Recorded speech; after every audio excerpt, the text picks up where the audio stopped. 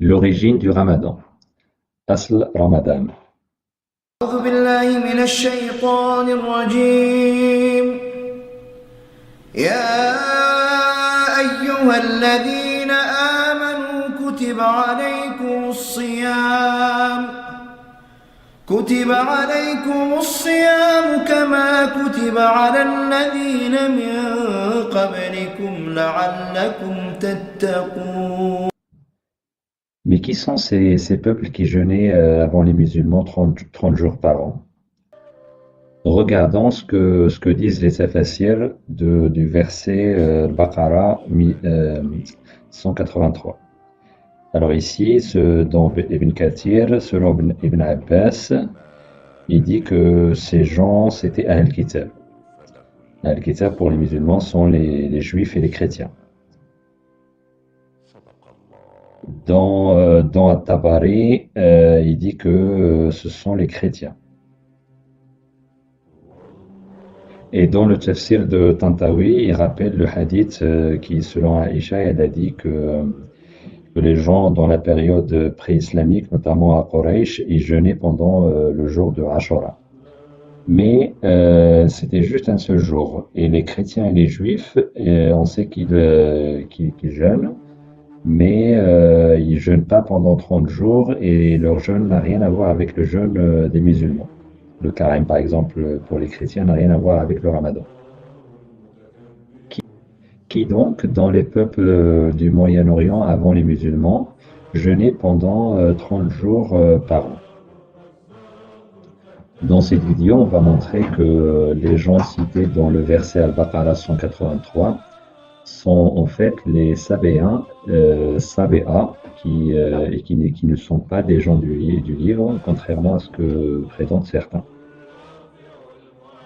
Les Sabéens sont cités dans le Coran, comme ici, c'est le verset 69 dans Surat Al-Ma'idah. Le verset il dit ceux qui ont cru, ceux qui se sont judaïsés, les Sabéens, les chrétiens, etc. Dans le tafsir d'Ibn Kathir, comme on peut le voir, les Sabéens, on apprend donc qu'ils jeûnaient pendant 30 jours.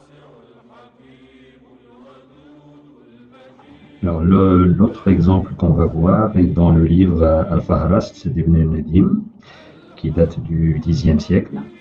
Il y a un chapitre sur les Sabéens de Harran. L'auteur, il raconte donc dans les traditions des Sabéens, ils jeûnaient 30 jours, ils faisaient des 30 jours par an, ils faisaient des offrandes aux planètes et ils ont aussi une fête qui s'appelle Eid al-Fitr, exactement comme pour les musulmans. Toujours dans le livre Al-Fahrast, l'auteur raconte une anecdote du calife abbasside Al-Ma'moun qui passait par une tribu sabéenne, Sabéa donc, et il voulait savoir s'ils étaient juifs, chrétiens ou zoroastriens, majous. Quand ils ont répondu non, il leur a dit qu'ils avaient deux choix, soit se convertir, soit mourir. Enfin, un dernier exemple d'un auteur syrien qui s'appelle Mohammed Abdelhamid Al-Hamd. Il a un doctorat en philosophie c'est un Syrien donc il a un doctorat en philosophie des religions et qui a écrit un livre qui s'intitule Les Sabéens de Harran et les frères de Safa. Comme on peut le voir ici dans le chapitre concernant le jeûne. Il dit que les Sabéens jeûnaient de l'aube jusqu'à après le coucher du soleil, à peu près comme pour les musulmans.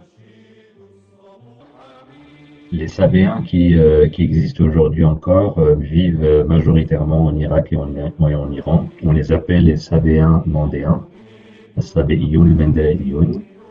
Ils ont un livre sacré qui s'appelle Kenz Rabba, écrit en une langue très ancienne qui s'appelle la langue mandéenne.